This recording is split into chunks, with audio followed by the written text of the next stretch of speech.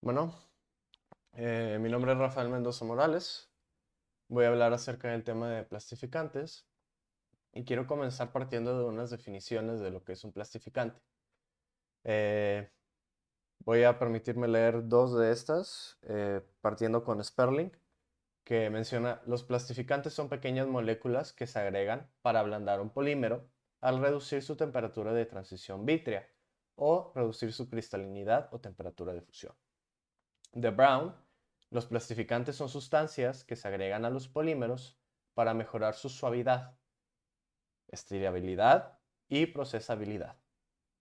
Podemos leer de cada uno de estos autores eh, que comparten básicamente las mismas ideas: cambiar propiedades de un polímero mediante la adición de pequeñas moléculas o compuestos,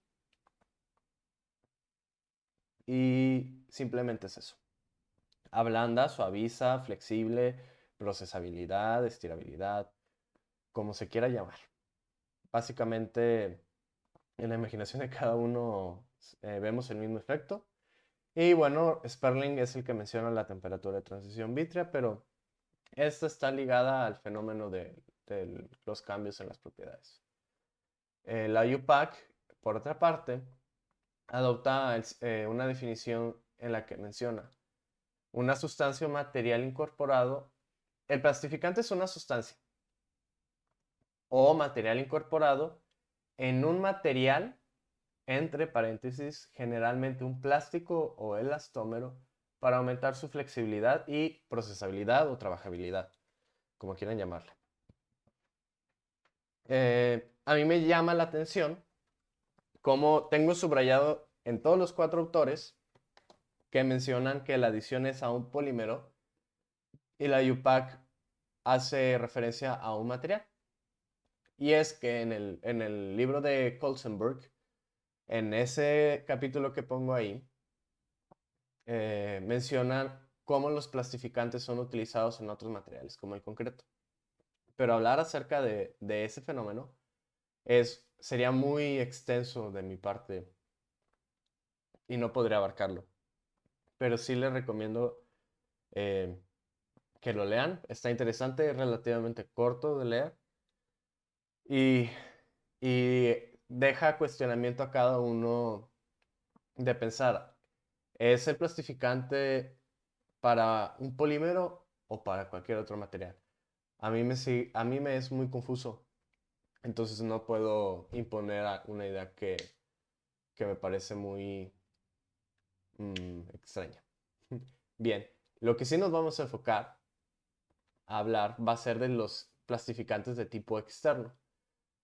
Menciono brevemente a los de tipo interno, no son tan populares, eh, pero se logra básicamente generando un copolímero en donde tus dos polímeros tienen distinta temperatura de transición vítrea y uno de ellos actúa como un plastificante debido a su baja temperatura de transición vítrea. Bien, los plastificantes externos son los más utilizados y nosotros prácticamente nos enfocamos en el primario, ya que el secundario, el plastificante externo secundario es no meramente el, no tiene meramente las funciones del primario, ya que no tienen una alta compatibilidad con el polímero, entonces son utilizados para reducir costos, mejorar inflamabilidad u otras propiedades no tan eh, importantes. Eh, pero bueno, hablemos de los efectos de un plastificante. Como ya mencionaron los diversos autores, los polímeros son plastificados para ablandarlos, para mejorar la procesabilidad. Ya se mencionaron que los plastificantes son pequeñas moléculas no volátiles que actúan como una separación entre cadenas, y los autores llaman a eso la reptación, ¿no? Mejoran de cierta forma la movilidad. Eh, y bueno, ahí se ve el efecto de la reducción de la temperatura de transición vítrea que si el polímero es semicristalino, bueno, vas a repercutir en el grado de cristalinidad y por ende vas a reducir la temperatura de fusión. Bien. Pero Rafael, ¿por qué esos efectos? Muy bien.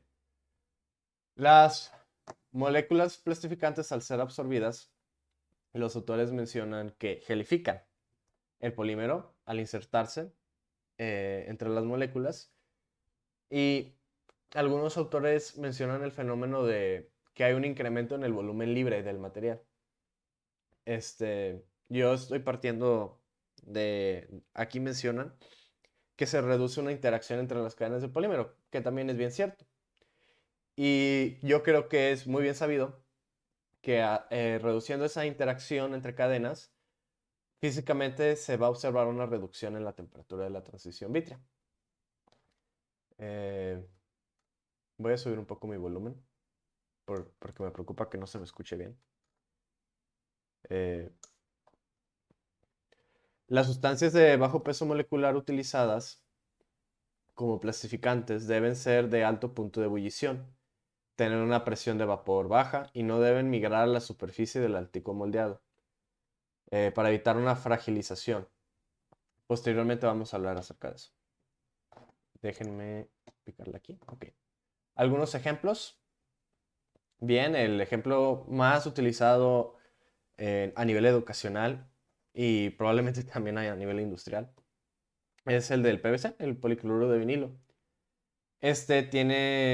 Pasa de tener una temperatura, una TG, voy a decir TG para ahorrarme decir temperatura de transición vítrea.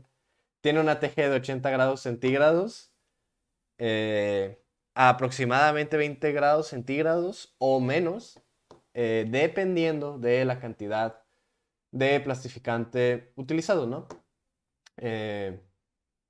Un plastificante típico es el ftalato de dioxilo, con un parámetro de solubilidad de 8.7 y el policloruro de vinilo tiene una de 9.6. Este factor de solubilidad, este parámetro, es muy importante para definir si un polímero y un plastificante son compatibles o no. Muy bien. Hablando un poco más del PVC, eh, menciono aquí un poco de los porcentajes. Menciono aquí el valor del 30 al 40%, eh, debido a que hay otros autores mencionan un 15 a un 50, más sin embargo fue mayor el índice de autores que mencionaban un 30 a un 40. Y otro ejemplo de plastificante es el 2-etilexilftalato, que da al conocido PVC blando, que ronda una temperatura de transición vítrea de 20 grados centígrados. Tiene usos importantes para impermeables, cortinas, revestimiento de cables y también en la industria médica para intravenosas y bolsas, ya se me olvidó el término. Más adelante igual lo voy a mencionar, no hay problema. Aquí hago una breve mención a la toxicidad de los plastificantes porque son muy susceptibles a salir a la superficie, por lo que se han desarrollado una gama a base biológica para tener aplicaciones comerciales, ¿no? Eh, También más adelante vamos a ver dicho fenómeno. Y creo que no me queda nada por mencionar. Si acaso una breve mención que cuando se genera uno de estos plásticos plastificados, uno de estos polímeros, em, llegan a tener un olor. Varios autores hacen mención a eso, el olor que generan estos plastificantes. Eh, y bueno, creo que eso es todo lo que puedo realmente compartir porque de mi mano no lo he experimentado. Hablando un poco de la TG, comparto aquí un gráfico de las regiones del comportamiento viscoelástico. Y nada, ya hemos mencionado que, perdón, introduciendo plastificante a un polímero, vas a tener reducción de transición vítrea de la región del estado duloso Y si es semicristalino, pues una reducción en la temperatura de fusión. Comparto aquí una fórmula para estimar el efecto de un plastificante. Se muestra a la izquierda lo que es la temperatura de transición vítrea del polímero plastificado. Eh, pues simplemente, ¿no? Se puede ver cómo dependes de la fracción masa del polímero, de la fracción masa del plastificante, saber la temperatura de transición tanto del polímero como del plastificante o en su defecto el punto de congelación de este plastificante. Bien, ya hablando un poco de lo que es la exudación de plastificantes, se debe a la incompatibilidad entre polímero y plastificante. A su vez que puede también causarse por cambios de temperatura, cambios de humedad, estrés mecánico, estar en un ambiente, una intemperie. Y bien, esta exudación nos va a llevar a a menor flexibilidad, una fragilidad y agrietamiento de la pieza. Muy bien. Algunos plastificantes importantes a mencionar son, por mencionar algunos, el aceite de parafina, los ésteres ftálicos, los fosfóricos, ésteres de ácido carboxílico alifáticos y poliésteres de peso molecular relativamente bajo. Eh, de aquí solamente mostré esta información para que pudieran leer. Ya como he mencionado, ¿no? Se utilizan aplicaciones de impermeables, cortinas, revestimiento de cables, todo por su buena procesabilidad, buen rango de temperatura, buen aislante eléctrico que es el material. Para eso se utiliza el revestimiento, también para recubierta de telas y prendas de vestir, ¿no? Y como había llegado a mencionar una vez el doctor, es utilizado el PVC blando para bolsas de sangre, tubos intravenosos y otros dispositivos médicos. Y bien, para finalizar, ¿cómo sabré qué plastificante utilizar en la industria? Pues hay normas o distintas regulaciones que hay que analizar. Se encuentra ahí abajo coloco la referencia que habla ampliamente de dichas regulaciones. Está al final, aquí en la siguiente diapositiva están las referencias. Y bien, se necesita cerciorarse de una buena compatibilidad del material, que los costos sean efectivos, que sea económico, que sea resistente, ya sabemos, a cambios de temperatura, que tenga buena permanencia térmica estable, a los rayos ultravioleta y tenga una larga vida útil.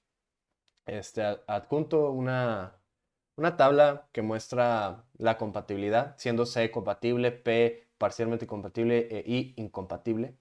Y abajo pues se coloca la información, ¿no? A la derecha tenemos los plásticos que son compatibles y a la izquierda los plastificantes. Eh, y bien, esta es una de las tablas, hay otra, y se encuentran en las referencias de justamente... Ah, no, esta se encuentra en la referencia de Godwin, AD 2000 Plasticizers, Applied Polymer Science. Si no mal me equivoco. Sí, sí, esa es. Eh, y vaya, les va a servir para saber la compatibilidad de manera fácil y sin verificar solubilidades o otros factores. De mi parte, espero que hayan aprendido del tema. Eh, Quedan unos cuantos minutos. Sería todo de mi parte. Agradezco mucho su atención y me despido. Gracias. No puedo dejar de grabar.